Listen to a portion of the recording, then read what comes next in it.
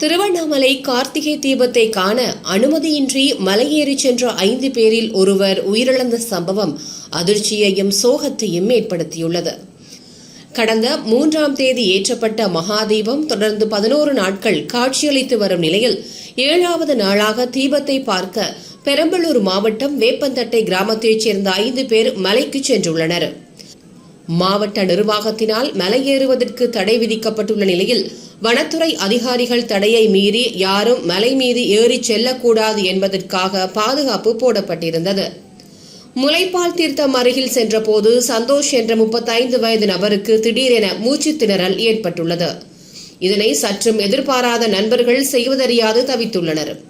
தகவல் அறிந்து வந்த வனத்துறை அதிகாரிகள் உடனடியாக சந்தோஷை மீட்டு திருவண்ணாமலை அரசு மருத்துவமனைக்கு கொண்டு சென்றனர். ஆனால் வருவதற்குள் அவர் உயிரிழந்து விட்டதாக மருத்துவர்கள் உறுதி செய்தனர்.